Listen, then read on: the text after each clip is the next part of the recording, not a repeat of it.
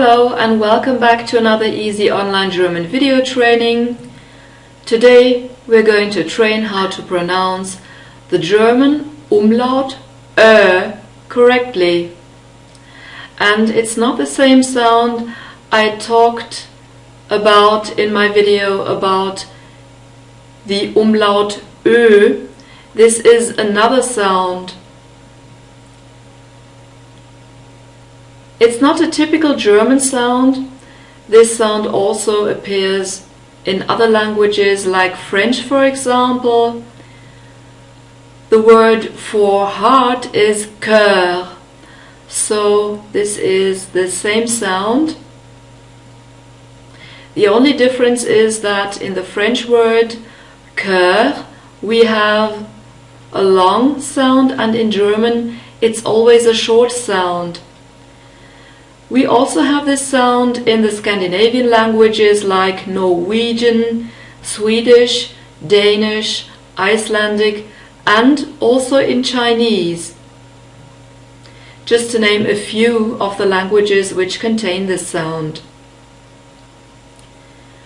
So, in the video about the umlaut Ö, I talked about the long Ö sound. At least it's always a long sound in the German language, and the sign in the phonetic script looks like an O with a dash in the middle, you can say. And the short Ö sound, has another sign, and this looks like someone put an O and an E very close together. The long Ö sound is a sound which is closer. It's a close mid vowel, and the is more open. This is an open mid vowel.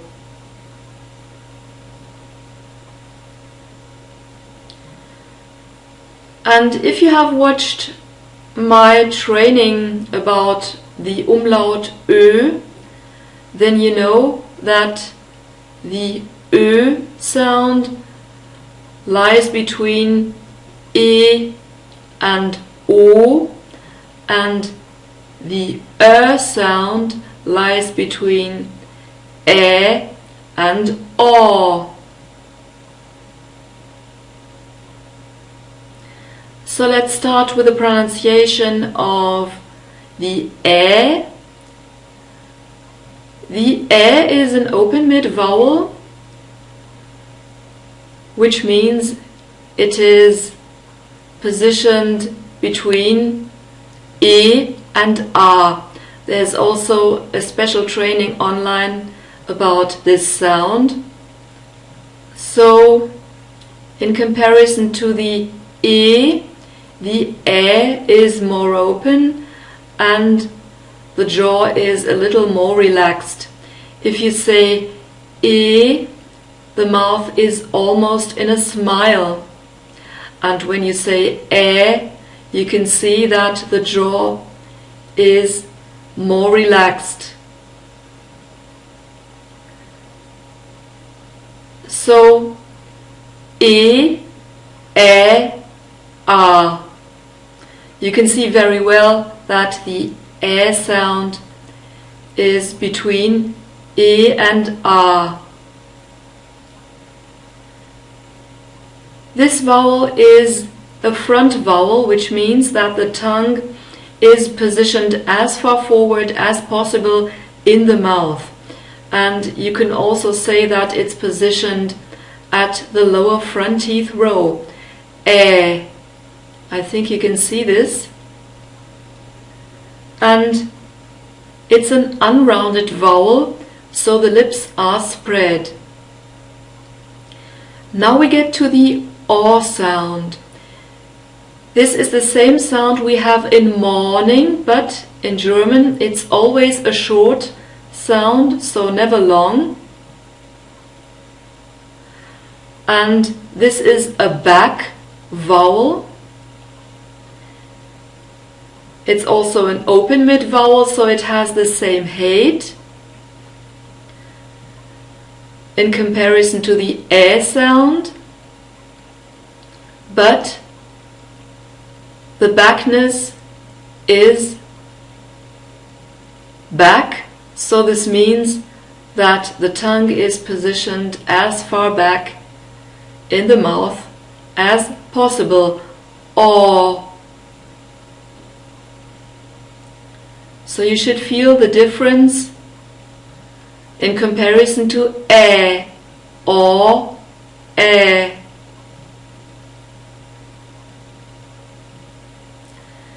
The o sound is a rounded vowel, and the roundedness is protruded, which means that the inner surfaces of the lips are exposed and the corners of the lips are drawn together.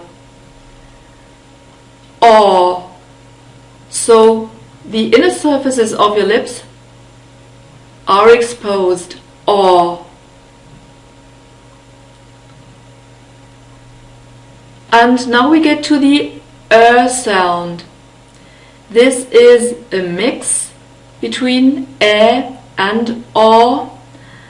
This is also an open mid vowel, so it has the same height as the other vowels. The backness is front, so it's a front vowel like the ä too. So the tongue is positioned at the lower front teeth row. And it's also a rounded vowel like the o, but the roundedness is compressed, and this means that the margins of the lips are tense and drawn together in such a way that the inner surfaces of the lips are not exposed. So you see, the corners are tense. Or,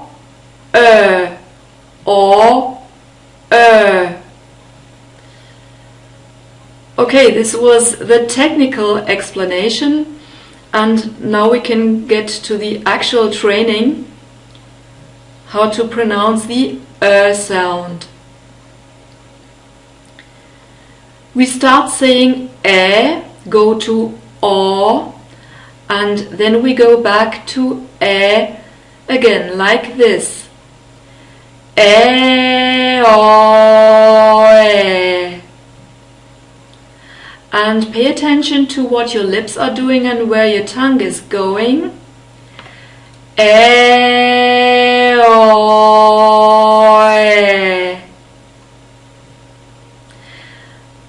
Most probably you noticed that the tongue was at the lower front teeth row, then it went back when it was in the o position, and finally it came back to the lower front teeth row again.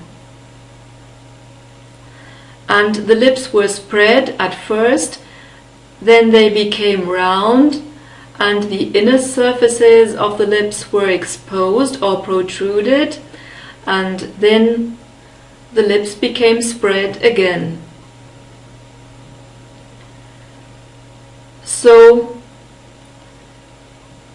if we want to say the easiest way to get closer to the sound is to say ä first, and we make our lips round and expose the inner surfaces of our lips as if we wanted to say o. But the trick is the tongue stays at the same position, so at the lower front teeth row,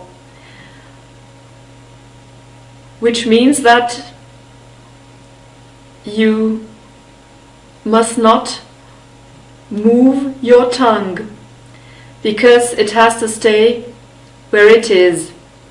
And this works as follows. Ä, ä,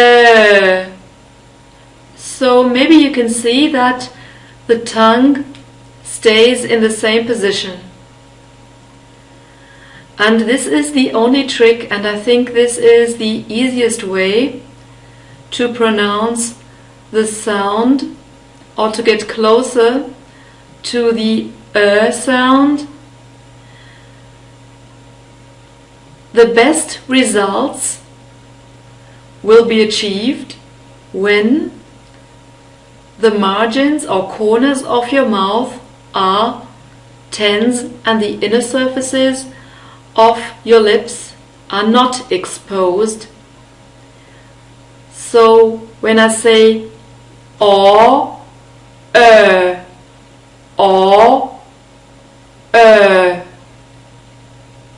I think you can see very well that the margins or corners of my mouth were tense when I pronounced the sound. It's not such a big difference, but as I already said, then you achieve the best results. If you still have problems, we can also try something else, but I think it's a little more difficult. We say "or" first, and then we bring our tongue in the "ä" position. So the blade of the tongue is moved to the front or to the lower front teeth row. And this works like this. Or.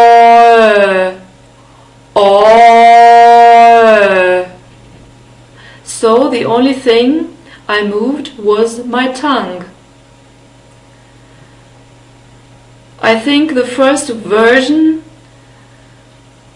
works better, but it depends on you.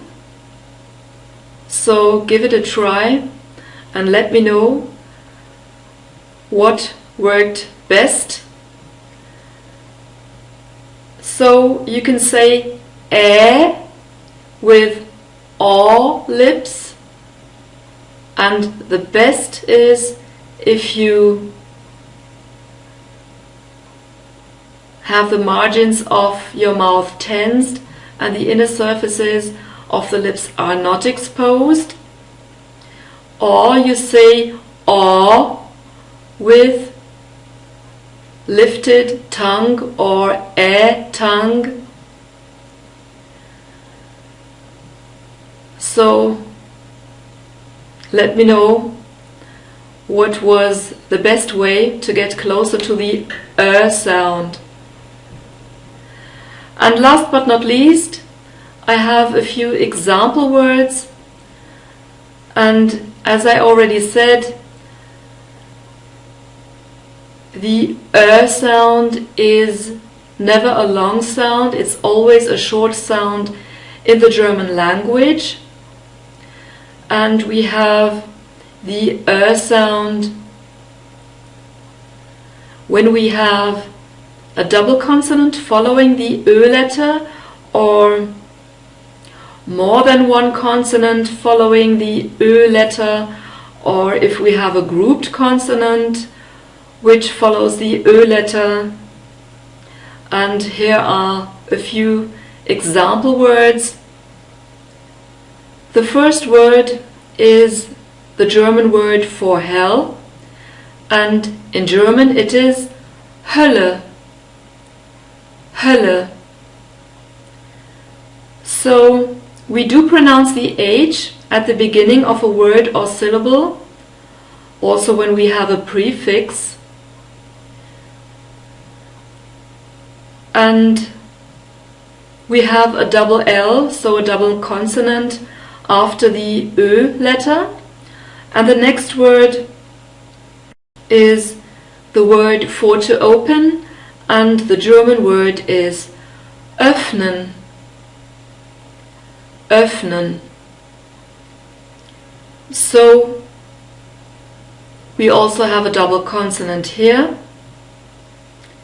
It's a double F.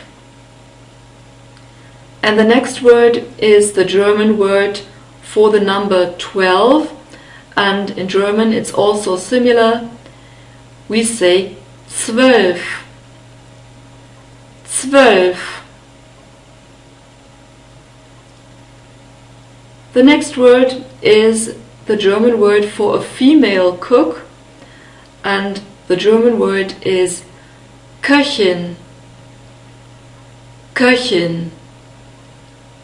So we have a soft CH sound and a short E sound I in the last syllable. Köchin. And the next word is the German word for forester, and the German word is also very similar to the English one. It's forster. Forster.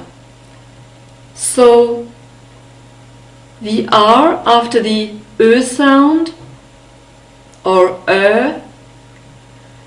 is spoken like a reduced R sound, forster, and we have this reduced or central R sound at the end again because we have the ER ending. This is always pronounced like a reduced or central R sound, which is not as open as the normal R sound. So this was the last example word, and the training is over. So I hope you got familiar with this sound, which is also a special sound, and I think it's not so easy to pronounce it if you don't have it in your own mother tongue. I also have a hint for the English speakers. This sound is similar to the sound in to learn or to burn or bird, though this sound is a little more open than the sound in to learn or to burn. But maybe you can also give it a try. This should make it a bit easier for you to pronounce the sound, which is always a short sound in the German language. So I hope you keep on practicing and let me know which was the best way to pronounce the sound and if this training helped you. So for today I say bye-bye, take care, and I hope to see you in my next lesson. And in German, you know, we say Tschüss.